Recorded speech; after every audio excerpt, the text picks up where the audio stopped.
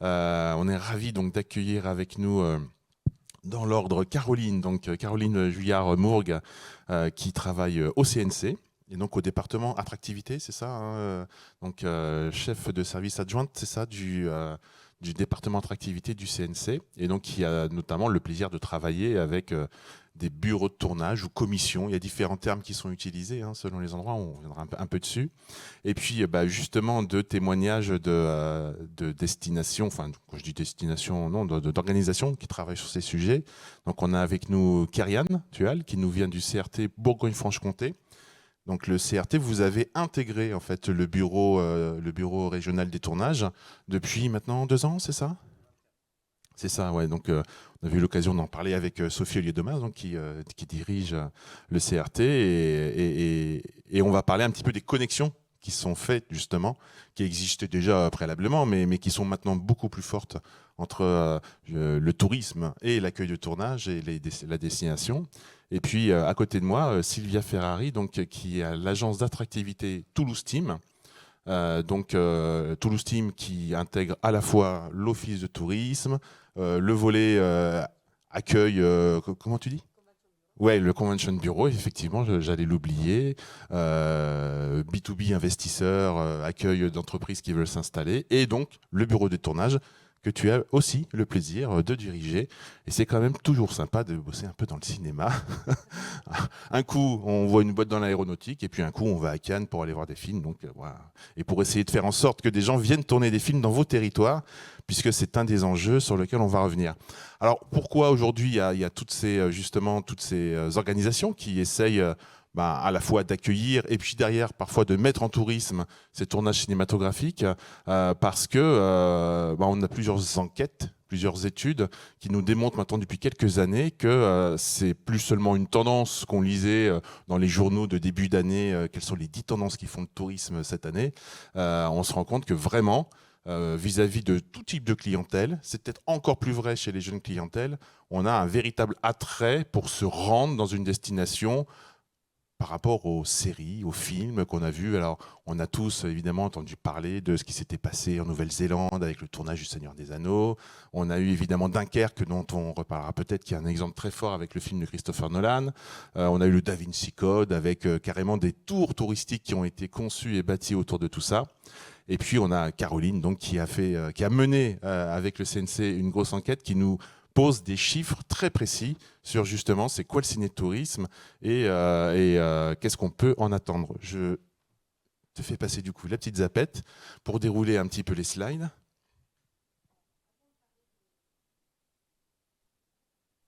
C'est peut-être oui, il est activé, c'est bon normalement. Bon. Bonjour à tous. Avant de parler de l'étude que nous avons menée au sein du CNC, peut-être un petit rappel quand même sur le CNC, parce qu'avant qu'il y ait ciné-tourisme, il faut qu'il y ait cinéma, il faut qu'il y ait des films. Et le CNC est vraiment l'organisme, l'établissement public sous tutelle du ministère de la Culture, créé bientôt 80 ans, pour vraiment réglementer le secteur de la production au cinéma, puis audiovisuel, puis maintenant aussi jeux vidéo et la création immersive. Tout ce qui est soutien financier à la production, mais aussi au stade de l'écriture, au stade de la diffusion, la promotion de la diffusion des œuvres à l'international, avec un soutien de l'agence Unifrance qui commence à être un peu connue aussi du grand public, peut-être plus que le CNC d'ailleurs. Et puis le CNC est aussi en charge toutes les relations, coopérations avec les collectivités territoriales qui accompagnent les productions, et on va beaucoup en parler avec Sylvia et Kéran, mais aussi des fonds de soutien à la production qui sont sur des critères plutôt culturels et industriels. Et depuis 2021, l'association Film France pour laquelle je travaillais a été intégrée dans le CNC sur les sujets d'attirer les productions internationales en France et aussi contribuer à la lutte de la délocalisation des tournages français à l'étranger et le travail avec les commissions du film. Donc ça me paraissait important de recontextualiser d'où je parle en fait et pourquoi le CNC a fait cette étude avec les collègues de la DESPRO, la direction des études, de la statistique et de la prospective. C'était de voir en effet l'effet tourisme des productions soutenues par le CNC et aussi comment le CNC, voir un peu comment les productions touchent aussi un public et la mise en tourisme. Voilà pour recontextualiser. Et donc cette étude, elle date de janvier 2024 et non pas 2025. Désolée pour la petite coquille, mais c'est bien janvier 2024, l'année dernière. C'est une étude faite avec l'IFOP, avec une méthodologie en fait d'enquête auprès de touristes sur place. 3 volets de l'enquête: touristes étrangers à Paris, l'ensemble des Français et touristes français et étrangers en région. Donc vous avez l'étude complète qui est vraiment disponible en ligne. Je vous ai remis le lien, donc j'imagine que dans les ressources du site des rencontres, ça sera disponible. Oui, tout à fait, sera disponible. J'avais commis un petit article aussi sur le blog itourisme.info où vous retrouverez cette source qui date d'il y a quelques mois si vous le lisez. Alors l'étude fait 80 pages. Pas de panique, on ne va pas les passer en revue maintenant. Je voulais revenir sur les principaux enseignements. Déjà, le premier enseignement, vraiment la confirmation du pouvoir incitatif des œuvres tournées en France sur l'envie de découvrir la France. Donc elle est assez forte de point de vue sur les œuvres étrangères tournées en France. Donc là, c'est sur les touristes étrangers, hein, le graphe. Et puis, on voit aussi que les œuvres françaises donnent aussi envie aux touristes étrangers de venir en France. Alors là, sur les œuvres françaises, on parle plutôt de touristes belges, suisses, francophones, hein, quand même. Mais on a quand même quelques grosses productions françaises qui touchent aussi un public international et anglophone. On le verra un petit peu plus tard. Donc voilà, ça a vraiment permis d'objectiver ce qu'on pressentait. C'est que l'image véhiculée dans les productions qui se tournent en France, elle donne assez envie de venir aussi, comme on a eu aussi envie d'aller en Nouvelle-Zélande quand on a vu Le Seigneur des Anneaux. Voir Paris et d'autres destinations françaises donne envie de venir. Le pouvoir incitatif des films et séries sur les touristes pour l'envie de visiter une ville en particulier, là aussi on retrouve les mêmes tendances, hein, vous voyez, par rapport à cette envie. Quand on a interrogé les touristes sur une destination en elle-même, en demandant « Vous avez vu cette destination à l'image? Est-ce que ça vous avait donné envie de venir ?» Eh bien oui, sans surprise, la réponse est oui. Et la redondance d'exposition augmente ce chiffre, on le voit avec le petit graphique. Exactement. Plus on voit la destination dans différentes productions, plus on a envie de venir, nous aussi, vivre une expérience dans cette destination. On s'est attaché aussi à regarder, à analyser vraiment l'effet déclencheur. Après, c'est bien beau d'avoir envie, mais est-ce que on déclenche cette visite? Eh bien oui. 22% des personnes que nous avons interrogées ont visité une ville parce que vraiment, c'était de l'avoir vu qui a vraiment déclenché cette envie. Et on va pouvoir y revenir un petit peu plus tard, mais on voit déjà très fort que ça marche très bien sur les jeunes. Donc 30%, 31% entre les 16 et 35 ans, vraiment déclenche une envie de passer quelques jours dans une destination parce qu'elle l'a vu dans les films ou dans les séries. Et on voit qu'on est sur un échantillon d'1 millier de personnes, donc c'est quand même une enquête conséquente qui correspond aux standards qu'on peut voir sur de grosses enquêtes, quoi. Ça a été un travail fait avec l'IFOP qui est vraiment rodé à l'exercice. Alors, donc on a vu ça et on s'est interrogé sur, mais super, les touristes étrangers, ils voient des œuvres françaises ou internationales, mais où les voient-elles? Comment les consomment-elles? Et on voit un effet énorme maintenant des plateformes de la vidéo on demande, les plateformes comme Netflix, mais aussi Disney, HBO, etc. Donc on voit vraiment que l'explosion de ces contenus de séries ou d'unitaires, de films de plateforme, ont contribué énormément à cette visibilité. Et on le voit sur toutes les nationalités, en fait, hein, les Européens, mais les États-Unis, un peu moins en Chine, mais bon, parce que là, en Chine, il se passe que les plateformes ne sont pas toujours très accessibles, donc c'est sans surprise. Mais on voit que ça marche très, très fort. Enfin, on a testé quelques productions internationales tournées en France pour voir si elles avaient marqué. Et donc, sans surprise, les grands succès d'audience ont fait leur effet. Lupin, qui est une production internationale en fait, pas une production française. Lupin, même si c'est fait par beaucoup de Français, ça reste une production internationale. Le phénomène Emily in Paris, sur lequel je reviendrai un petit peu plus tard sur 5 saisons, ont énormément marché. Mais on peut voir aussi, je voulais attirer l'attention sur la série Heartstopper, sur Netflix, qui est sur un public très jeune, et on voit qu'en effet un public très jeune a pu venir parce que a découvert aussi Paris via cette série qui suit des romances, et il y a quelques épisodes à Paris. Et puis on a pu interroger quelques touristes aussi, les touristes, sur un film chinois, une grande série chinoise qui avait vraiment bien marché à l'époque et qui a duré longtemps, qui a eu une vie assez longue. C'est Rêve derrière un rideau de cristal. Et en effet, il y a des touristes chinois qui nous ont reparlé de cette série tournée dans le sud de la France. Sur les films et séries, donc là c'est une autre manière aussi de vous le présenter, on retrouve vraiment les succès d'audience, hein. On vous retrouvez Mission Impossible, John Wick pour les plus récentes, et puis Da Vinci Code que tu as cité tout à l'heure. Et puis dans les films français qui ont eu une longue vie, on retrouve Le Fabuleux Destin d'Amélie Poulain, qui a très bien marché et qui continue en fait d'être vraiment dans l'imaginaire collectif. Et les touristes nous en parlent encore dans cette enquête. Et puis on retrouve des séries très populaires comme Julie Lescaut, qui marche très bien sur le public européen et francophone. Ça nous a assez surpris de la revoir ici, mais on voit que le ciné-tourisme, c'est de la durabilité, de rester, d'être dans l'imaginaire. C'est pas juste des gros coups.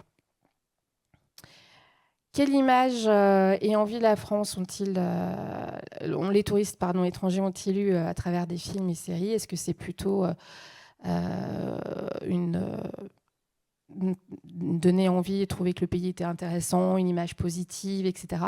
Oui, tout est très positif. Et quel que soit, on le voit dans les films et séries qui ont été mentionnés dans la slide précédente, quel que soit le registre. Et c'est ça qui est assez intéressant, c'est que John Wick, par exemple, ça n'a pas été fait en pensant super, ça a donné une super image de Paris, hyper sécurisé, sans danger. Non, voilà, mais on voit que pour autant, ça donne une image intéressante et ça donne envie. On a aussi regardé un peu plus précisément les films français et séries françaises vues par les touristes français. Et on retrouve encore les grands succès. Alors, Bienvenue chez les Ch'tis, personne ne l'avait vu venir, mais ça a été quand même une déflagration. Et le territoire du Nord-Pas-de-Calais à l'époque et Hauts-de-France s'est très bien emparé du phénomène derrière. Donc, sans surprise, on retrouve les gros succès en salle. J'ai le souvenir d'une discussion avec le CDT du Gers qui nous disait qu'à chaque diffusion du Bonheur est dans le pré, il y a des consultations du site internet qui explosent, quoi. Et donc c'est vraiment sur la durée, effectivement. C'est un travail 20 vraiment ans après, sur le moyen long terme.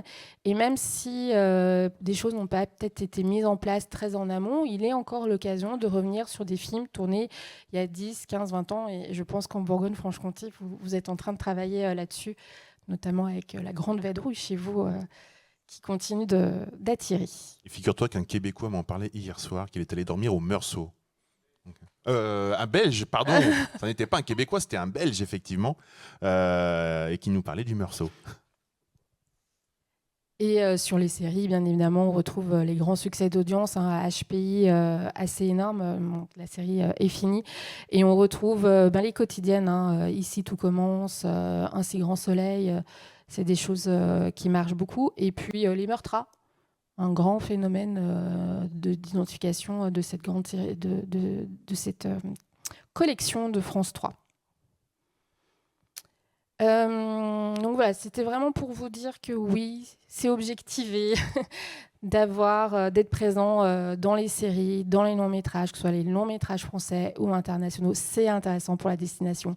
Ça permet de toucher un public principalement jeune, mais pas que, et qu'on est sur tout genre de cinématographie, tout genre aussi d'économie, puisque par Mission Impossible, on n'est pas sur les budgets de Meurtre A, et pour autant, ça peut faire effet de la même manière. Alors, d'un point de vue industriel, nous, c'est très intéressant d'avoir Mission Impossible, parce que c'est quand même des gros budgets, plusieurs millions d'euros, mais d'un point de vue effet tourisme, ça peut faire autant d'effets qu'un Mortra, qui est quand même un impact moins signifiant en dépenses directes de tournage.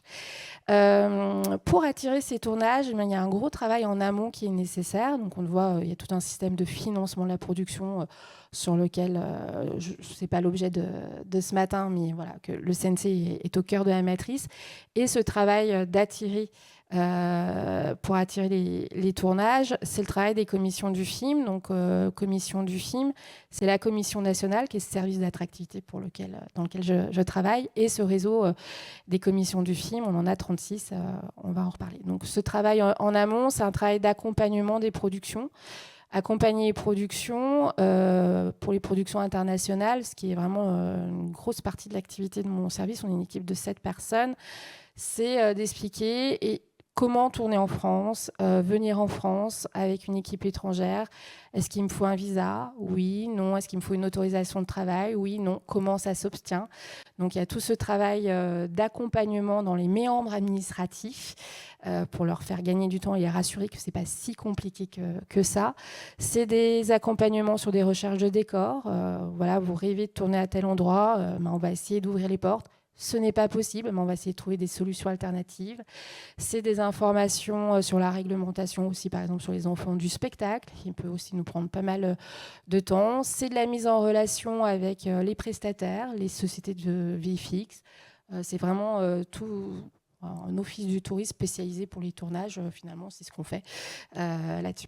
C'est la promotion, c'est le faire savoir la destination. Donc, on a une présence sur les marchés et rencontres professionnelles. Et puis, pour les productions internationales, c'est un incitatif financier parce qu'il ne faut pas se leurrer.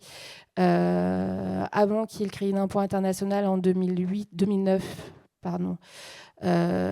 on avait un ou deux longs métrages qui venaient. Da Vinci Code, on était hyper contents. Mais bon, ça aurait été un peu bête pour eux de ne pas venir se payer quand même le Louvre qui était dans le roman. Mais ils auraient très bien pu ne pas le faire. Mais bon, ils l'ont fait. Mais il y a plein de projets qui auraient pu se faire en France qui finalement ne se faisaient pas en France, qui trichaient la France à l'étranger, où il y a des incitatifs fiscaux aussi très forts, où la main-d'œuvre étrangère est peut-être aussi moins forte qu'en France. Donc, on perdait beaucoup d'activités de tournage étranger qui devaient se faire en France, mais qui ne se faisaient pas en France. Et donc, ce crédit d'impôt international permet de capter la production. Et là, on voit sur les derniers chiffres de 2023-2024, on ne peut pas encore les sortir, ils sont en train d'être consolidés. Ça permet de générer 600 millions d'euros de dépenses directes en France qui ne se feraient pas s'il n'y avait pas crédit d'impôt international. Donc toutes les grosses productions internationales dont on va parler, dont on parle beaucoup, si elles se font en France, ok, ils adorent notre destination, mais c'est parce qu'il y a aussi cet incitatif et c'est ce travail en amont à faire. Et puis, c'est le travail après local avec le bureau d'accueil de tournage qui sont vraiment dans l'accompagnement. Ce travail en amont, c'est vraiment du très, très en amont et parfois sans qu'on puisse en parler. Donc, c'est aussi un des défis sur le ciné-tourisme, c'est que des fois, on a vite envie d'en parler, mais non, il ne faut surtout pas vendre la peau de l'ours avant de l'avoir tué. Je voulais donner 2 exemples. Sur All the Light We Cannot See, qui était une série sur Netflix, adaptée d'un roman qui a eu un prix. Les premiers touristes sont arrivés en 2024, mais en fait, nous, on est sur le coup depuis 2019. Donc, on voit le travail de longue haleine. Donc, les premiers repérages en Bretagne, l'intrigue se passe essentiellement à Saint-Malo. Les enjeux, c'est vraiment de dire comment accueillir une grosse production internationale avec Marc Ruffalo sur plusieurs semaines de tournage, alors que la destination est saturée de touristes, etc. Donc, il y a eu un gros travail de dire il y a peut-être des choses qui sont quand même compatibles. Bon, on a eu une petite suspension en 2020, tout le monde a été occupé par autre chose. Et 2021, reprise des contacts. Et Occitanie est arrivée dans la boucle. Parce qu'en fait, il n'était pas possible de tourner tout ce qu'ils voulaient à Saint-Malo. Et le village de Villefranche-de-Rouergue avait en fait le même type de pierre que du Saint-Malo d'avant la Seconde Guerre mondiale ou de pendant la Seconde Guerre mondiale. Et le travail d'Occitanie Film, avec qui Sylvia aussi travaille régulièrement, ça a été de pouvoir bien montrer aussi les possibilités de tricher Saint-Malo à Villefranche-de-Rouergue. Et puis après, il y a eu le tournage, la diffusion et l'effet tourisme arrive seulement sur 2024-2025. Et avec un travail qui est nécessaire de la destination sur place, de se dire et c'est bien chez moi que ça a été tourné, et de proposer aussi des activités. Et puis un autre exemple, Evening in Paris, il manque l'année 2025 puisqu'on est en plein dedans. Et en fait, c'est depuis 2018, donc on est sur le coup.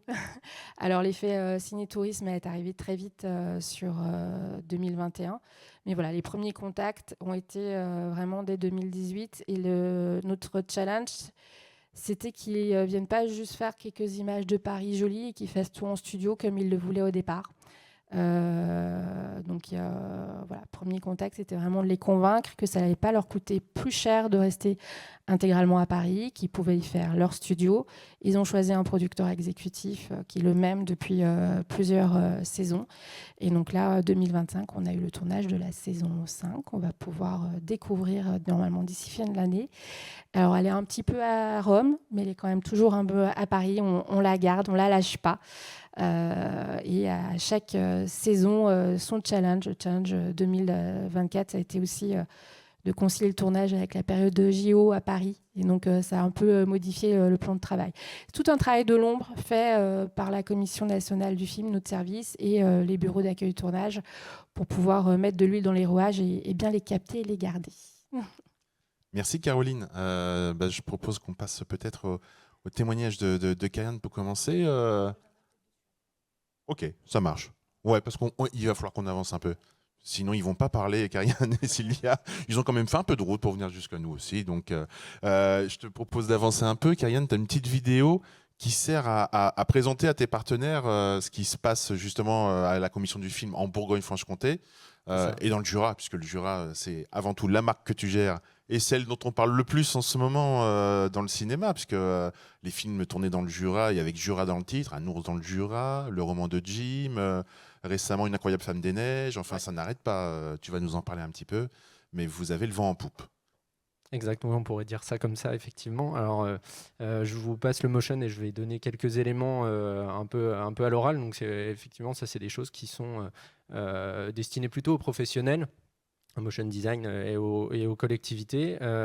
Aujourd'hui, nous, à Bourgogne-Franche-Comté Tourisme, on n'avait pas forcément vocation à travailler pour le cinéma à la base, mais il se trouve que le bureau d'accueil des tournages, qui existe depuis 25 ans en tant qu'association indépendante, a progressivement pris de la place et a eu des relations notamment avec le réseau Film France CNC, avec la région Bourgogne-Franche-Comté qui est le financeur et qui accompagne les productions, et Bourgogne-Franche-Comté Tourisme de plus en plus qui permet justement de valoriser ce lien entre tourisme et cinéma que vous voyez donc à travers 3 destinations de tournage: Bourgogne, Montagne du Jura et moi j'ai plus Vosges du Sud. Pardon, Voilà, oui, j'ai fait une confusion. C'est pour ma collègue ça. Mais tu t'en sors bien quand même aussi. Mais oui, clairement. Et c'est vrai que oui, on a vraiment cette dimension maintenant nouvelle, même si les métiers finalement sont assez similaires. Parce que c'est principalement de l'intermédiation, du B2B. On travaille en lien avec, aujourd'hui, nous, des journalistes. C'est un peu le même genre de travail avec des des réalisateurs, où on va aller justement voir, essayer de séduire, essayer de trouver un peu l'angle qui va permettre de venir sur le territoire. Vous voyez des chiffres qui circulent. Aujourd'hui, le fonds d'aide, c'est 1 700 000 euros. C'est le plus petit fonds d'aide, d'ailleurs, national. Ça, c'est l'information du jour. C'est pour ça qu'il n'y a pas Mission Impossible dans le Jura. Mais clairement, oui. Un ours dans le Jura ? Ah oui, non, Mission Impossible. Pour plein de raisons, je pourrais y revenir si jamais vous avez des questions effectivement là-dessus. Il y a en moyenne 480 500 jours de tournage. On est aussi à 50 projets tournés accompagnés. Ça, c'était pour l'année 2024, mais finalement qui sont réellement sortis, d'où ce travail de l'ombre. Finalement, il y en a eu 24 qui sont sortis en 2024. Donc, on voit un peu cette distinction entre tous les accompagnements et ce travail de l'ombre et ce qui se passe réellement, ce qu'on peut avoir comme résultat tangible sur une année. À noter aussi que c'est principalement, c'est pas forcément que du cinéma en tant que tel. On peut avoir des tournages, des documentaires, tout un tas de dispositifs qui sont pas seulement juste des films. Et là, voilà les 19 films, pas 24, qui sont sortis en 2024. Je passe là-dessus pour vous présenter plus spécifiquement les missions nouvelles finalement, parce que ça date de 2024, mais ça nous ouvre 2 possibilités. La première, alors j'ai appelé ça le marketing de service, mais c'est un peu ça, c'est-à-dire que contrairement à Sylvia, au niveau de Toulouse, nous on a une vision beaucoup plus globale et plus lointaine. Même si on doit accompagner les territoires, c'est les collectivités elles-mêmes qui vont être au cœur des négociations, on va dire, et de pouvoir fermer une rue, de pouvoir avoir les aspects réglementaires qui vont permettre à un territoire de briller peut-être plus tard dans du cinéma, des documentaires. Donc nous, notre rôle, c'est plus d'essayer de rendre ça crédible, tangible, de donner les bons récits pour revenir sur les thématiques et donner les bons arguments à un territoire. Qu'est-ce qu'il faut mettre en avant? C'est quoi les décors? Et aussi, on a un peu cette problématique d'être enfermé dans de l'outdoor. On voudrait sortir de ce côté-là et dire, on a aussi du bâti militaire, les Vosges du Sud, pour le coup. On a cette dimension-là qui est moins connue. Et pour le coup, il y a des mises en lumière qui peuvent être intéressantes. Voilà, notre rôle, c'est de mettre un peu en lumière les singularités de chaque territoire au sein de nos 3 destinations. Bourgogne, Montagne-Jura et Massif des Vosges. Et après, on a aussi, donc ça va se faire à travers des carnets d'inspiration. Et on a aussi toute une dimension formation pour tout ce qui est réglementaire, justement, qui est beaucoup plus spécifique par voie de convention avec les collectivités. Ça, c'est un autre rôle qu'on va avoir. Et pour aller chercher les productions, donc là, je reviens sur tout ce qui est B2B, intermédiation. C'est notre cœur de métier. Ça résonne complètement avec les métiers du cinéma. Le cinéma et tourisme se retrouvent à ce niveau-là. Simplement, on va présenter d'autres arguments et on ne va pas présenter les destinations de la façon. Et c'est ça qui est justement très intéressant à déployer. Et on va y venir avec Sylvia, justement, sur cette présentation un petit peu différente de la destination. À Toulouse, c'est une économie, le tourisme. On l'a évoqué déjà un petit peu avec Caroline tout à l'heure. Mais accueillir un tournage, ça génère effectivement des dépenses sur la destination. Ça génère une économie et c'est ce sur quoi vous travaillez notamment. Oui, voilà. Je te propose de prendre la petite zapette pour avancer. Je garde mon micro parce que je crois que j'ai quelques microbes et il vaut mieux pas que je vous le repasse. On avait bien compris. Oui, en fait, à Toulouse, le bureau des tournages, il avait été créé en 2006 lors d'un tournage, parce que, en fait, effectivement, quand il y a un tournage dans une ville, c'est énormément d'autorisations, de choses qui se passent avec la mairie. Et donc, d'ailleurs, souvent, un bureau de tournage, il se trouve à l'intérieur du mairie pour faire la relation avec tous les services. Vous êtes facilitateur par rapport à tout ça. Donc, on facilite effectivement ce lien avec la mairie. Et donc, en 2006. Mais en 2017, on a souhaité le mettre à l'intérieur de l'agence d'attractivité qui venait d'être créée pour en faire également la promotion. Et j'en parlerai après. Effectivement, le travail d'un bureau d'accueil de tournage, c'est quoi? C'est un peu en amont avec toujours quand même Occitanie Film pour ce qui me concerne. Donc, la commission du film régionale, on fait les repérages, donc c'est le moment important quand même. Et puis au moment du tournage, bien sûr, on fait, comme je disais, le lien. Et c'est vrai et on conseille. Et c'est une partie aussi importante. C'est pour ça que j'ai mis d'ailleurs l'affiche de Meurtre à Toulouse, qui non seulement peut avoir effectivement un bon rayonnement, mais également il y avait une petite anecdote sur ce tournage parce que au moment des repérages, donc au début on les avait fait ensemble avec la production et puis à un moment donné ils sont quand même aussi seuls à négocier avec certains acteurs du territoire et le meurtre il se passe à Saint-Cernin qui est la basilique à Toulouse et il était hors de question pour le curé de laisser faire un tournage avec un meurtre, un cadavre dans l'église de Saint-Cernin, c'était pas possible. Donc on est passé derrière nous quand la production nous a dit attendez, ils ne veulent pas nous donner la basilique. Donc on a fait vraiment, on est allé pleurer auprès du curé. Et on a dit l'importance qu'il y avait quand même ce tournage, ce rayonnement. Et également, comme tu dis, le développement économique. Et à la fin, il était tellement convaincu qu'il a voulu aussi tourner dans le film. Et d'ailleurs, on le voit à un moment donné. C'est une petite figuration qui parle aux enquêteurs. Donc, même l'évêque de Toulouse travaille son personal branding. C'est ça. Oui, et c'est vrai que le développement économique aussi, moi je m'occupe aussi de développement économique au sein de l'agence d'attractivité. C'est important aussi parce que finalement, comme tu le disais, les retombées directes et indirectes d'un tournage, elles sont quand même importantes. On le voit déjà tout de suite sur le tournage parce que nous, on a carrément les factures quand on donne de l'aide, puisqu'on a un fonds de tournage, un fonds de soutien, pardon. Et effectivement, c'est de l'ordre, comme tu disais, entre 5 et 10 fois ce qu'on peut donner comme aide. Donc, c'est toujours intéressant. Et ça va toucher notamment, bien sûr, les salaires des techniciens. Donc là, c'est le développement vraiment local des professionnels du tournage. Et puis aussi, il y a une grosse partie quand même de hébergement, restauration, location de véhicules, de prestations de services, location de matériel, etc.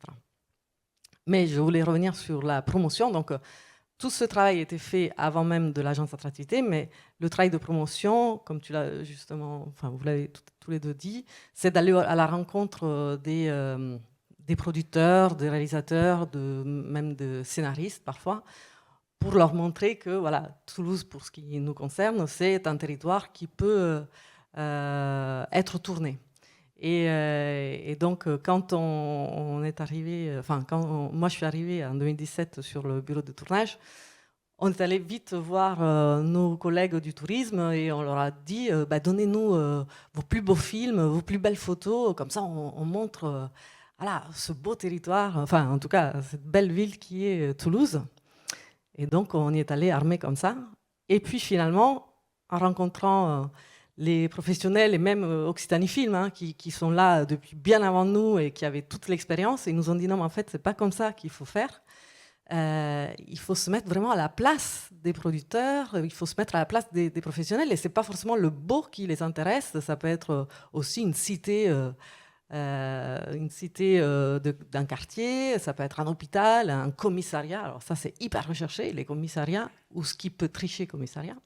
Et donc on a fait le film qui souvent, quand on le voit avec nos yeux de un peu touristes, on se dit bon voilà, je ne comprends pas trop ton film, mais en fait, vu par les professionnels, ça parle.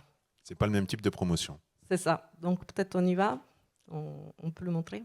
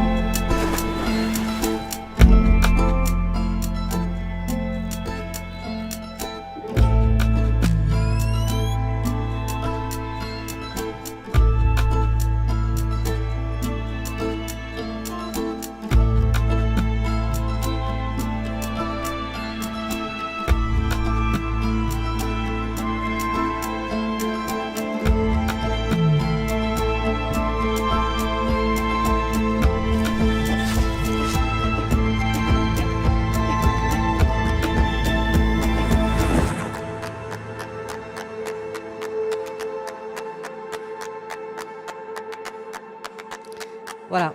Donc en fait, on a presque l'impression d'une collection de plusieurs courts-métrages en fait. C'est ça, c'est tout à fait ce qu'on a voulu faire. C'est 4 mini courts-métrages faits par des professionnels vraiment de la fiction, avec des vrais acteurs. Et voilà, c'était pour donner l'idée qu'à Toulouse, on peut tourner une comédie peut-être romantique, quelque chose un peu à la Wes Anderson, ou voilà, plein de typologies, un polar. Voilà, ça c'était sur la...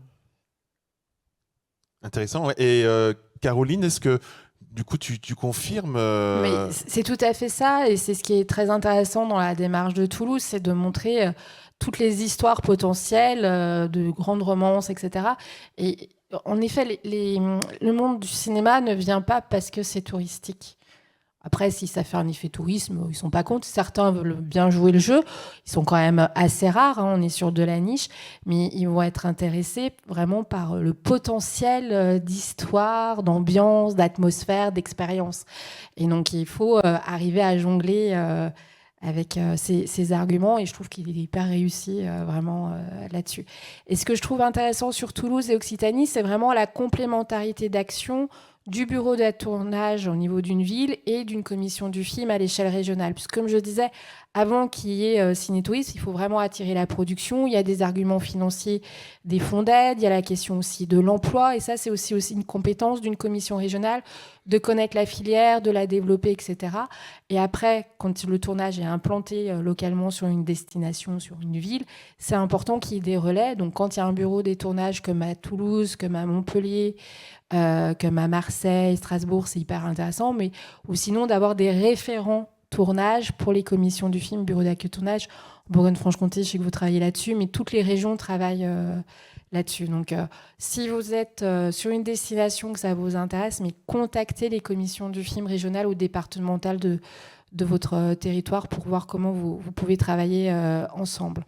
On peut venir ailleurs ou sinon peut-être refaire un récap un peu sur les conditions avant qu'il y ait Ciné-Tourisme. Oui, c'est le retour, tableau qui était le juste petit tableau, avant. Paf, je reviens. Et qui sera ici. Plus utile maintenant qu'on a vu des exemples. Donc, pour qu'il y ait fait Ciné-Tourisme, il y a eu un travail en amont et pendant le tournage. Et puis, bien évidemment, après le tournage, il y a des choses à faire. Donc, pour qu'il y ait cet effet Ciné-Tourisme, il faut quand même qu'il y ait identification du lieu à l'image, avec des séquences vraiment fortes. Et c'est ce sur quoi vous bossez beaucoup. Et puis, qu'il y ait des bonnes conditions de tournage pour que si la production joue le jeu derrière, de donner des anecdotes qui vont pouvoir contribuer à nourrir le récit de la destination qui va utiliser la production derrière pour dire, vous savez que ce tournage, en fait, ça a été chez nous, et de raconter un peu autrement son territoire. Donc, les interlocuteurs à ce stade, c'est vraiment les équipes de production, le repéreur, l'équipe d'éco et le travail avec commission du film, vraiment sur les conditions d'accueil.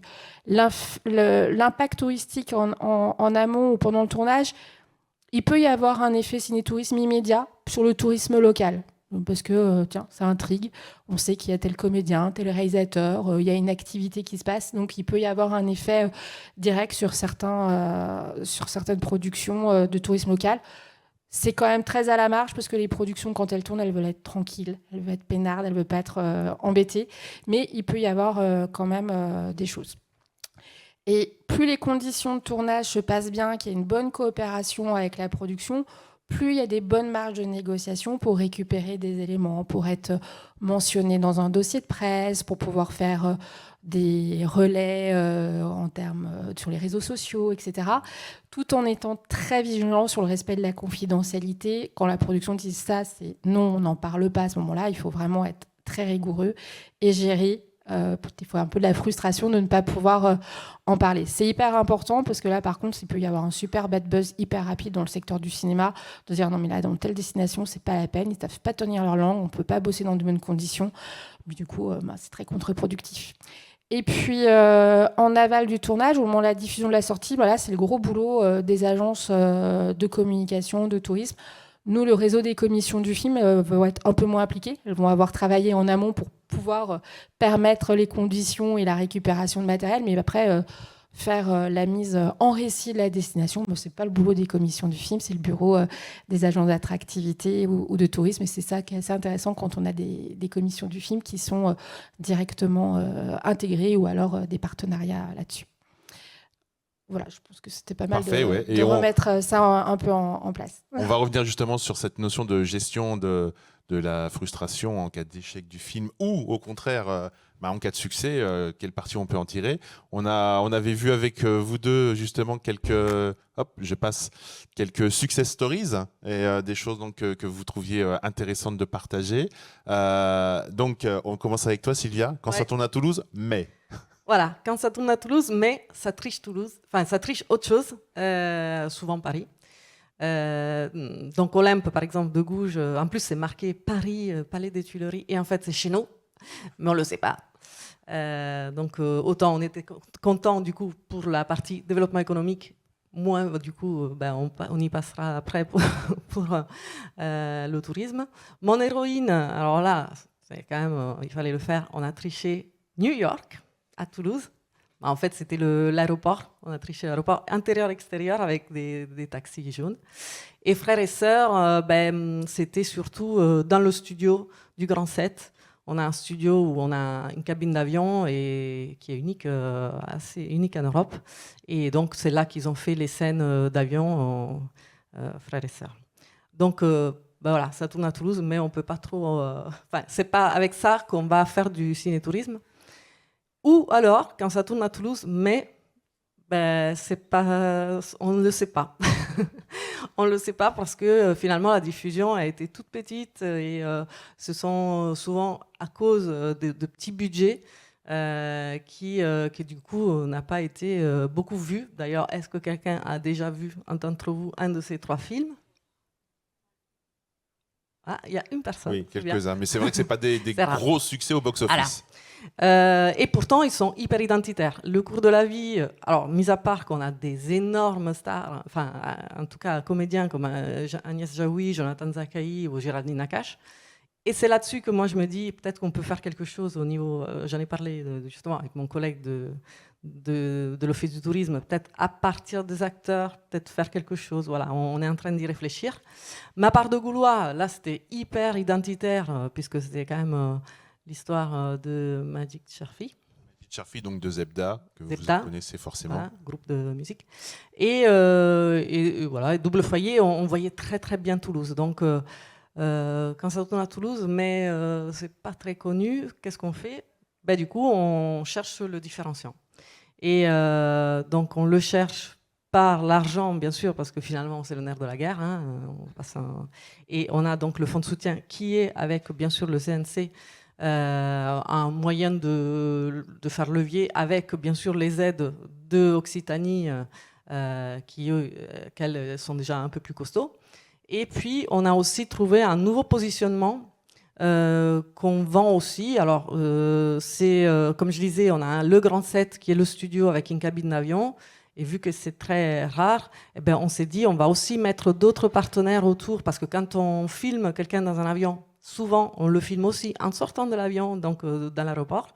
Et donc, on a fait un partenariat avec l'aéroport de Blagnac, bien sûr, mais l'aéroport aussi de Francazal, qui est un plus petit, voire même un aérodrome. Et on peut filmer plus facilement, même sur la tour de contrôle. Et on a aussi plein d'autres décors ou expertise ou des costumes, par exemple, avec des gens qui font des formations. Bon, on est à Toulouse, on est la capitale de l'aéronautique, donc on arrive à faire à mettre en avant cette petite, disons, ce nouveau positionnement qui nous amène du coup aussi des tournages, bien sûr, à l'extérieur de ce Toulousain, c'est-à-dire aussi sur la ville, et donc ça peut nous permettre de faire aussi du rayonnement, parce que malgré tout, même si ce sont des films qui, où ils ne font pas des blockbusters, et donc on ne va pas faire une visite guidée non plus avec ça, comme il y en a qui le font et très bien, à Montpellier notamment. Mais ça met quand même la puce à l'oreille, ça met quand même un message subliminal de voir Toulouse et de se dire tiens, bon, j'irai bien. Voilà, donc c'était le but. Ok, on passe chez toi, Karianne, du coup. Oui, donc en Bourgogne-Franche-Comté, je vais prendre 3 exemples. Alors pour le coup, on est complètement dans l'identité, parce que ceux qui nous lisent, j'ai vu d'ailleurs que c'était 4% dans la mémoire des audiences. Donc finalement, c'est assez intéressant. C'est un film de 2017, je l'ai fait par ordre chronologique. Et ce qui est intéressant, c'est dans la traduction à l'international, c'était Back to Burgundy. Je vous ai dit, on a 3 marques de destination: Bourgogne, Montagne du Jura, Massif des Vosges. Bon, c'est du pain béni pour nous d'avoir Back to Burgundy. En tout, ça fait 1 100 000 environ entrées à l'échelle internationale. 700 000 en France et on a eu 400 000 à l'étranger. Donc ça vaut le coup aussi quand nous, tourisme, en tout cas on va aller chercher des clientèles internationales. Bon, bah, voilà un moyen nouveau de pouvoir aller toucher d'autres types de clientèle. Polar Park, alors je ne sais pas si certaines personnes d'entre vous ont vu Polar Park et Poupoupidou quelques années auparavant. Donc Gérald Eustache-Mathieu, qui est un réalisateur qui est origine de l'Isère, mais qui finalement est tombé amoureux du Haut-Doubs avec des grands paysages qui font penser un peu au film des frères Cohen, Fargo aussi, pour les personnes qui ont vu ce genre de film. Enfin voilà, on est sur des territoires avec une faible densité de population, avec vraiment une belle place pour l'outdoor, et il est tombé amoureux, c'est pour ça qu'il y a un témoignage aussi de sa part. C'est quelqu'un qui est tombé amoureux du territoire et qui est revenu, et donc ça c'est plutôt une réussite. 6,5 millions de vues vidéo, parce que c'est comme ça qu'on le mesure sur Arte TV. Et on le vend comme le village le plus froid de France, ce Oui. qui est pas forcément très positif, mais Oui, ça fait bien du monde. Mais au final, oui, Moot est connu pour ça. Et on peut jouer là-dessus. Il a joué aussi là-dessus. C'est marrant. Et on peut avoir ce gimmick qu'on peut utiliser à l'infini. Et après, le dernier que je prendrais, c'est vraiment le plus récent, c'est 20 dieux. Alors peut-être, pareil, que ça parle pour certains d'entre vous. Alors une grosse réussite dans les métropoles principalement, peu dans le reste du territoire. À noter quand même qu'il y a eu 2 Césars. L'actrice, une des actrices qui est locale, donc c'est que des actrices et des acteurs locaux. Louise Courvoisier, qui est la réalisatrice, qui est originaire du Jura, qui a mis en scène et en valeur ce territoire avec vraiment beaucoup de réussite, et on n'est pas loin du million d'entrées aussi. 20 dieux, c'est des mots qu'on utilise. Alors oui, je travaille pour les Vosges du Sud, mais je suis originaire du Jura, et 20 dieux, je l'ai dit, on le dit en famille, enfin voilà, ça marche. Et en plus, ce côté terroir, il est hyper intéressant avec la filière comté, qui allait sur des lieux de diffusion du film et qui faisait goûter du comté aux personnes qui avaient vu le film. Enfin, pour moi, ça c'est hyper identitaire là pour le coup, complètement identitaire, avec l'accent très fortement marqué aussi. Et souhaité dès le départ par la réalisatrice. Enfin voilà, 2 Césars, dont le meilleur premier film aussi pour Louise Courvoisier. Merci. Et puis l'étape d'après, on l'évoquait, hein, c'est la mise en tourisme. On viendra peut-être vers toi après, Caroline, mais je te propose qu'on aille sur ces aspects-là. Je te laisse, tu gardes le micro. Donc on évoquait tout à l'heure La Grande Vadrouille. Oui. On va en dire 2 mots rapidement. Alors, un film récent, très très récent, 1966, on va fêter les 60 ans de tournage cette année. Très intéressant aussi de voir comment l'Office de tourisme de Beaune et Pays Beaunois s'est emparé de ce sujet. Alors oui, il y a des personnes qui parlent de Meursault encore aujourd'hui, c'est pas anodin. Pour nous, les hospices de Beaune, ils ont une visibilité énorme aussi dans ce film. Enfin, toute l'identité un peu bourguignonne a pu être visibilisée. Et donc l'Office de tourisme de Beaune organise des visites guidées régulièrement entre mai et septembre pour aller dans les coulisses du film. Donc ça, c'est vrai que c'est intéressant. Il y a même tous les 10 ans un événement spécial qui revient sur le tournage avec des grands éléments identitaires, on va dire, de ce film-là. Alors, on est vraiment sur de la longue traîne, effectivement. Hein. Ouais, très longue traîne, là. Et le deuxième sur lequel je voulais venir en mise en tourisme, alors c'est une mise en tourisme plutôt digitale, c'est le roman de Jim, un film qui est sorti en 2024, pareil, un César pour l'acteur principal. On a repéré, grâce à l'agence qui nous accompagne, Think My Web, on a vu qu'il y avait des petits soubresauts digitaux sur nos sites internet avec des requêtes, le roman de Jim Via Ferrata, tournage, etc.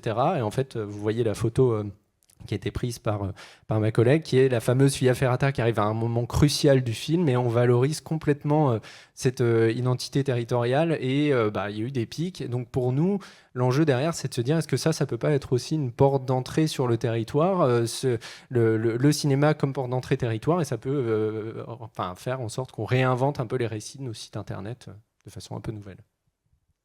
Merci Karianne. Sylvia, avec toi, on va venir sur une autre expérience qui est autour d'un studio d'animation. Tout à fait. Que vous connaissez peut-être chez vous, ceux qui ont des enfants notamment. Oui, alors donc en attendant le blockbuster en fiction, on a pris le parti de mettre en avant Les As de la Jungle, qui est créé par TAT Productions, et TAT Productions, c'est une production chez nous à Toulouse, et c'est un jeu interactif qui a été créé donc par l'Office du tourisme, et c'est très bien. C'est en fait en réalité augmentée. Vous y allez avec une carte. C'est un peu une chasse au trésor des personnages des As de la jungle. Donc voilà, avec une carte, des autocollants, avec votre smartphone, vous êtes par exemple devant la fameuse basilique de Saint-Cernin. On a d'autres monuments, hein, il n'y a pas que... Au Capitole, par exemple. Et là, voilà, vous devez trouver, je sais pas, le tigre, et donc vous allez avec le téléphone. Donc voilà, c'était aussi une manière de mettre en avant et de faire une visite guidée un peu différente. Et je sais qu'ils sont en train de travailler chez moi avec Tas de Production pour les autres aussi dessins animés qui sont en train de sortir. Donc, Et là, il y a vraiment des visites guidées et des plans qui sont payants, Ah oui, pardon. qui se vendent et Oui. qui génèrent une économie oui, tout derrière à fait. ça. Ça coûte 3 euros, je crois. 3 euros, vous achetez le kit carte de la ville, autocollant. Bon, pas le smartphone, mais voilà. Oui, le smartphone, il faut déjà l'avoir. C'est ça. Caroline, peut-être avec toi quelques autres exemples et de success stories et aussi de mise en tourisme finalement, dont on évoquait quelques exemples avec Je trouve le ça territoire. génial, l'ambassadeur de TAT, Tapé. Enfin, voilà, on voit vraiment que ce qui se tourne, ce qui se fabrique sur un territoire, c'est autant de matière, d'ambassadeurs pour raconter le territoire un peu différemment et trouver d'autres cibles touristiques. D'autres exemples de synergie ciné-tourisme dans notre réseau des commissions du film. En Occitanie, il y a eu tout un travail aussi d'Éductour sur une cible de touristes indiens, enfin de professionnels indiens pour toucher le tourisme indien, des films de promotion. Les Alpes-Maritimes ont fait un Inductour, pardon, ciblant les showrunners. Le principe, c'est plutôt d'accueillir 5-6 showrunners, donc ceux qui gèrent tous les arcs narratifs des grandes séries, et leur dire, voilà, vous avez peut-être aussi des histoires que vous pourriez écrire. Donc là, on est très, très, très en amont, avec peut-être pas du tout de retombées directes à très court terme, mais ça permet... à court terme, de travailler avec les partenaires du territoire pour voir ce qui fait sens, de s'interroger sur comment on a envie de raconter son territoire et d'échanger avec des professionnels qui vont apporter un autre regard. En l'occurrence, cet Éductour a eu lieu en 2022. Un des showrunners est en train d'écrire quelque chose qui se passerait sur ce territoire. On est au stade de l'écriture. Donc il va falloir après qu'il se soit produit, que ça se tourne. Donc on est sur du très long terme. Mais c'est vraiment intéressant ce travail d'Éductour. En Dordogne, pas très loin d'ici, un gros travail de la commission du film de Dordogne, qui est un service aussi d'une association qui fait beaucoup de cinéma itinérant, de travail avec les offices du tourisme. Ils ont créé vraiment tout un parcours cinéma, route du cinéma, et parfois ils font des événements qui se finissent par une projection du film dans le lieu où ça a été tourné. Ça marche très très bien. En Gironde, à Bordeaux, il y a un travail sur le tourisme local à l'occasion d'un tournage assez exceptionnel l'année dernière. Alors c'est un film qu'on verra peut-être pas en France, c'est un film polonais, mais le tournage, ils ont reconstitué le Paris pré-haussmannien à Bordeaux pendant 3 semaines. Des images assez exceptionnelles, et il y a eu vraiment un effet de visitorat à l'occasion du tournage pour voir un petit peu de plus près ces décors un peu dingos, et puis des rues et des places vides de voitures. Ça a pu vraiment marcher. On a des... Donc les coopérations, elles existent, que la commission du film soit intégrée à l'agence de tourisme ou pas. On le voit notamment sur la Dordogne, mais on constate, nous, dans le réseau, depuis quelques années, de plus en plus de commissions du film intégrées aux agences d'attractivité. C'est le cas en Bourgogne-Franche-Comté, c'est le cas en Bretagne, c'est le cas en Pays de la Loire, et en Île-de-France aussi maintenant. Autre exemple, et dernier pour moi, c'est ce qui se passe en Val d'Oise, le département en Val d'Oise qui vient de rejoindre le réseau des commissions du film. Leur travail, depuis des années, avant même d'être une commission du film, c'est tout un travail de recensement de qu'est-ce qui a été tourné sur le territoire. Et alors, tout, c'est du clip, de l'émission, du documentaire, du long métrage, etc. Et tout est référencé maintenant sur un site internet qui est à la fois très intéressant pour le grand public, mais aussi pour les professionnels, de dire tiens, mais je le savais pas, mais en fait, ça a été tourné à tel endroit. Ils sont aussi un travail sur le tourisme avec un musée Jean Gabin qui a rouvert la semaine dernière. Donc, on voit vraiment qu'on peut ratisser très, très large avec le tourisme. Il y a aussi des choses à faire autour des comédiens, en effet, soit qui sont issus du territoire, soit qui ont beaucoup travaillé sur le territoire. Et puis, un dernier exemple très concret de retombée sur un territoire observé et monitoré par cette commission du film, qui est un service intégré à l'agence d'attractivité Val d'Oise. C'est le tournage de la série Daryl Dixon. Vous savez, c'est un peu la suite dans l'univers de Walking Dead, une histoire de zombies. Donc, il y a 2 saisons qui ont été tournées intégralement en France. La 3e et 4e ne se fait plus en France, mais on a encore les effets visuels, donc on a quand même des retombées directes pour le territoire, pour la France. En tout cas, pour le Val d'Oise, une dizaine de décors ont été choisis sur le Val d'Oise, du château, du village. C'était 50 jours de tournage, mais ce qui est assez intéressant, c'est qu'ils ont vraiment pu monitorer la durée d'occupation par l'équipe. Parce que qui dit tournage dit aussi préparation, construction de décors. Et donc, ça veut dire aussi la présence d'une équipe. Et donc, en termes de retombées directes sur les unités, ça commence vite à chiffrer. C'est énorme, une unité. Et donc, ils ont pu calculer ça avec l'équipe de tournage. Ils ont estimé ça à 10 000 nuitées directes pour le tournage de ces 2 saisons en 2023 et 2024. Et ils estiment les retombées directes locales à 8 millions d'euros. Merci pour ces exemples hyper intéressants. Je vous propose qu'on se fasse une petite séance de questions-réponses. Je viens avec le micro pour que les gens qui suivront le replay puissent entendre vos questions. Est-ce que quelqu'un a envie de poser une question ? Hop, je viens vers vous. Allez, Fabien puis Claire. T'es malade alors. C'est pas grave. Je vais résister en fait. Pas moi. Bonjour Fabien de Loupi. Je m'intéresse plutôt à l'aspect aval parce que la finalité en fait du ciné-tourisme, du moins la principale, c'est le tourisme. Et donc de créer de la visibilité sur le territoire, de la fréquentation, etc. Et je me posais la question un petit peu des dispositifs qui pouvaient être mis en place pour le valoriser. Vous en avez évoqué quelques-uns. Je pourrais peut-être compléter avec l'un d'entre eux, je ne sais pas, j'étais pas là au début, vous l'avez peut-être dit, mais je pense à Netflix en France, d'Atout France. Mais pour tout ça, il faut avoir du contenu, des images, et je me posais la question des droits à l'image, justement pour faire la promotion, un office de tourisme, faire la promotion, veut créer un circuit sur tel ou des circuits, il a besoin de photos, par exemple. Est-ce que tout ça est bien négocié en amont ? Et si ça ne l'est pas, ou si ça l'est, est-ce qu'il y a une base d'images qui est mise à disposition de chacun, etc. Est-ce qu'il y a des choses qui facilitent en fait ce travail de promotion ? C'est vraiment un travail de négociation avec la production ou le distributeur. Et donc, il faut avoir des bons leviers de négociation. Sinon, le risque, c'est qu'en effet, il y a utilisation sans respect des droits images et de se faire retoquer et de ne pas pouvoir utiliser certaines infos. Après, il y a certaines images dites de promo du film qui peuvent quand même être utilisées dans certains cadres de promotion, etc. Il faut voir les conditions générales de ces images qui sont mises à disposition, notamment sur Netflix, par exemple, dans les rubriques presse, où ça peut être un peu du matériel utilisé. Attention sur de la promotion à titre de la promotion. Si vous êtes sur la construction d'une balade avec une prestation où le touriste paye quelque chose, là, il faut en effet négocier et avoir vraiment l'autorisation de pouvoir utiliser l'image du film.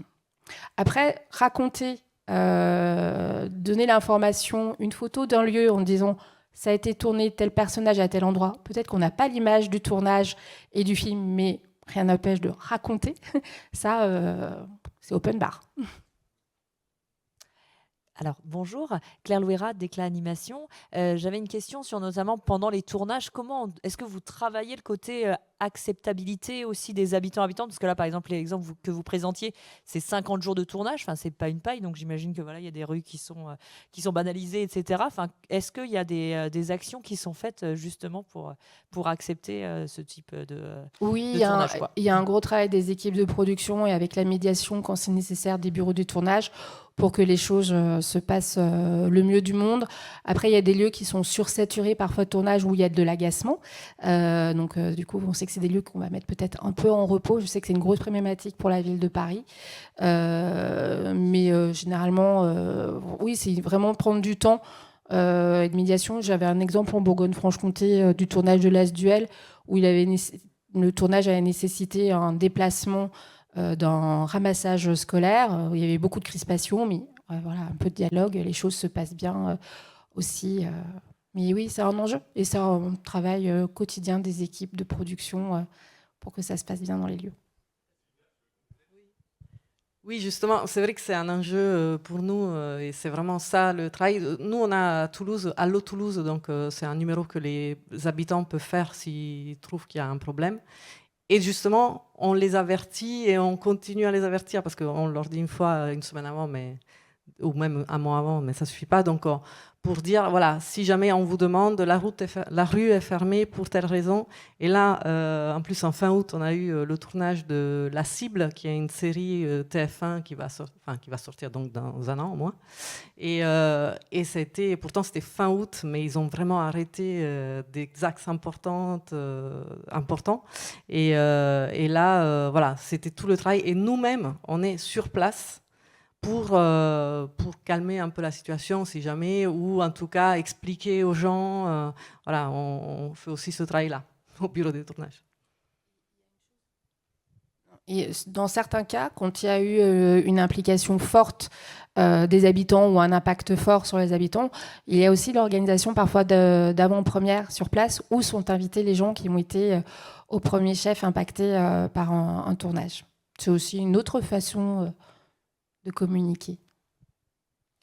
Bonjour, Loïc Cabela de Visit Wallonia en Belgique. Merci parce que c'est une question que je voulais justement poser. Je voulais rebondir là-dessus sur est-ce que justement ce n'est pas contrebalancé aussi avec l'impact positif quand on regarde le film et la fierté locale. On parlait beaucoup de communauté aujourd'hui. Je pense que quand on regarde un film et qu'on voit tiens ça a été tourné à côté de chez moi, je pense que ça peut être aussi un effet positif. Je ne sais pas s'il y a des études là-dessus ou j'ai une deuxième question pour après, mais je garde le micro. Moi, je peux juste donner une précision, mais très rapide là-dessus. C'est une des nouveautés justement qu'on va investir. J'ai parlé de Bourgogne, Montagne du Jura et Massif des Vosges, mais on a un dispositif centré sur l'habitant au niveau régional qui s'appelle Sortez chez vous. Et à ce niveau-là, le but, c'est justement de faire de travailler l'acceptabilité des tournages. Donc, c'est une voie qu'on essaye d'investir. Il y aura sûrement plus d'éléments plus tard. C'est une voie de progrès sur laquelle on peut aller. En partie. Et je peux donner un autre témoignage, effectivement, c'est peut-être parce que c'est à Toulouse que c'est pas Paris, hein, donc on n'a pas 10 000 jours de tournage, mais on en a quand même à peu près 300 par an. Et finalement, quand on est là et qu'on leur dit oui, ben, la rue est bloquée parce que vous voyez, là c'est un tournage. Ah bon Donc du coup, déjà, ça détend. Et en tout cas, les Toulousains, ils sont très contents encore pour le moment. D'avoir des tournages. Donc effectivement, la fierté existe. Ouais. Merci. Et alors là, j'avais une autre question parce que vous avez parlé vous avez une commission et donc vous avez toute une équipe, etc. pour développer tout ce que vous avez présenté. Si je me mets maintenant à la place d'un élu, parce qu'il faut avoir cette équipe et il faut évidemment un budget derrière, on a beaucoup parlé de budget, comment vous défendriez le projet de mettre en place une cellule avec une équipe pour développer justement ces synergies et développer plus le tourisme cinéma, parce qu'évidemment ça coûte d'avoir une équipe, et donc comment on pourrait justifier auprès d'un ministre, par exemple pour chez nous, le fait de mettre en place une équipe comme celle-là, parce que c'est peut-être pas une priorité, mais si on veut défendre cet axe-là, est-ce que ça coûte cher d'avoir ces équipes, parce qu'il faut aller en prospection, il faut faire la promotion derrière, et donc je suppose qu'il faut argumenter pour pouvoir développer une telle commission. Et donc, quels sont les arguments qui pourraient faire en sorte qu'un ministre dise « Ah oui, on va développer ça ».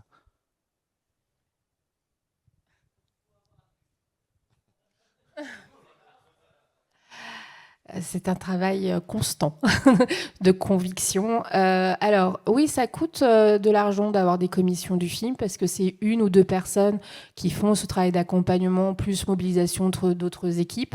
Donc, c'est des postes à temps plein. Mais au regard de l'impact direct d'un tournage, plus les retombées indirectes en termes de fréquentation, plus d'images, etc., ça coûte pas si cher que ça d'avoir 2-3 personnes. Je dis pas qu'il faut 2-3 personnes dédiées à ça sur toutes les villes de France. Hein. On sait bien qu'en termes d'activité de tournage, c'est pertinent sur des échelles comme les grandes métropoles, comme Toulouse, Montpellier, etc. Donc voilà, après, il faut aussi adapter par rapport au potentiel d'une destination. Mais vraiment, c'est de jongler sur tous les arguments économiques, culturels et touristiques. Pas que sous l'angle touristique, il faut vraiment pouvoir aussi amener l'impact sur la filière d'un point de vue aussi économique, d'un point de vue culturel. Donc c'est de manier tous ces arguments et de voir par rapport à notre interlocuteur qu'est-ce qui le fait le plus vibrer. Et voilà, après on s'adapte à chaque fois. En tout cas, c'est aussi des comparaisons avec d'autres territoires. Nous, la France, on se compare aussi avec d'autres territoires où il y a ce phénomène-là. On sait que c'est un champ à investiguer. Et après, le cinéma, l'audiovisuel en France, au départ, c'était vraiment industrie et culture. Et on voit qu'il y a un impact sur le tourisme. Donc, on est en travail avec... on est en lien avec Atout France, qui est membre de notre groupe de travail sur l'attractivité internationale. Donc, voilà, on doit jongler avec tous ces arguments. Mais finalement, au regard du bénéfice, ça ne coûte pas si cher d'investir du temps homme là-dessus. Karianne, Sylvia, un petit complément rapide, parce qu'il va falloir quand même qu'on aille déjeuner. Non, et en plus, on a vraiment des chiffres très clairs entre le fait qu'à la production, on peut toujours demander effectivement combien ils ont dépensé. Donc, quand on voit les diminuer, typiquement, voilà, vous faites le calcul et ça vous donne le chiffre. Donc, nous, on met en avant, parce qu'effectivement, les élus, forcément, tous les ans, ils disent bon, alors, bureau de tournage. Et on met en avant vraiment ces chiffres-là. Et aussi, l'équivalent de quand vous avez une projection, un passage par exemple à la télé, l'équivalent qu'il vous aurait fallu pour une publicité. Voilà, donc en fonction du nombre de téléspectateurs, voilà, ça vous fait. Donc il y a des vrais chiffres, et puis sans compter le rayonnement qui effectivement, celui-là, bon ben. Se calcule un peu moins bien en termes de chiffres. Rayonnement, fierté locale, ça c'est du ressenti, mais il y a quand même des éléments hyper tangibles et qui sont financiers. Émilie, une dernière question ? Bonjour, donc Émilie Roy, on va se voir avec Caroline tout à l'heure à midi. Donc nous, on a une commission du film aussi dans les Pyrénées-Atlantiques. Je ne vais pas finir sur une note négative et un peu avec plein de choses qui n'ont pas été dites et qui sont un peu l'envers du décor, où c'est pas que facile. Par exemple, plusieurs choses, Mission Impossible au Pays Basque. Nous, par exemple, les Basques, ils sont pas du tout fiers et heureux d'avoir eu Mission Impossible au Pays Basque, qui dépeignait les Basques de manière catastrophique, etc.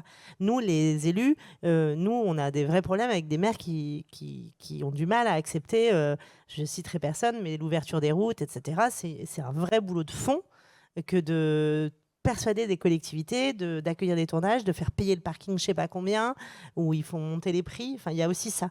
Derrière tout ça, il y a aussi les bases talents, les bases décors, qui sont des boulots extrêmement... Je le dis parce qu'on ne faut pas croire que c'est que de la paillette et que c'est beaucoup de boulot de la part des commissions. Et d'ailleurs, voilà, c'était essentiellement ça que je voulais dire, et que oui, ça coûte cher, et qu'il y a tout un boulot de fond dont on n'a pas parlé, qui est assez conséquent. Juste, je voulais terminer là-dessus parce que je sais qu'il y a des offices de tourisme, et ça, je crois que tu ne l'as pas dit. Les offices de tourisme, vous pouvez proposer les décors dans un système de base décor. C'est juste terminer sur une info très pratique, parce que nous, on essaye dans le 64 que nos offices de tourisme, qui ont tous été formés avec le CNC, à proposer des décors, et c'est très pratico-pratique. Voilà, je te laisse l'expliquer peut-être. Oui, quand je dis ça coûte pas si cher, c'est que au regard de toutes les retombées, finalement, par contre, c'est vrai que c'est beaucoup de temps, beaucoup d'investissement, la gestion de la frustration et aussi du travail de l'ombre. Donc, il faut vraiment qu'il y ait une ambition politique et d'accepter aussi ce temps long. Ça, c'est vrai que c'est pas simple à accepter, mais c'est nécessaire. Et le travail en amont, il est assez important sur la relation avec la filière, sur les décors. Il y a des outils pour faciliter ça. On a une base qui s'appelle location.filmfrance.net, qui est alimentée par les commissions du film et leurs partenaires. On a la possibilité, en effet, d'ouvrir des accès pour que des offices du tourisme puisse créer des fiches de lieux qui sont ouverts au tournage et pour renforcer la visibilité d'une destination là-dessus. C'est vraiment un travail. Quand je dis c'est 1 ou 2 personnes dans les commissions du film, parce que c'est le standard minimum qu'on attend pour être partenaire du CNC, mais c'est toute une communauté et tout un travail collectif à animer. Et oui, c'est nécessaire qu'il y ait une volonté globale de la destination et pas juste d'1 ou 2 personnes. Oui, on évoquait aussi le crew casting au début de ton intervention. Tu en as parlé un petit peu aussi. Voilà, ça fait partie des éléments hyper importants, mais il y a un gros travail sur les bases de données. Merci Émilie de le rappeler, effectivement, qui est capital. On est bon pour vous? On va clore là. On pourra continuer de se parler pendant le déjeuner si vous avez des questions. Merci en tout cas Caroline, Kariane et Sylvia d'avoir fait le déplacement jusqu'à nous. C'est un sujet qu'on n'avait pas l'habitude d'évoquer ici, mais on sentait bien, et notamment à travers cette enquête, qu'il y avait un petit truc à traiter là-dessus. Donc merci d'être venu nous en parler. Eh bien, il est l'heure d'aller manger maintenant.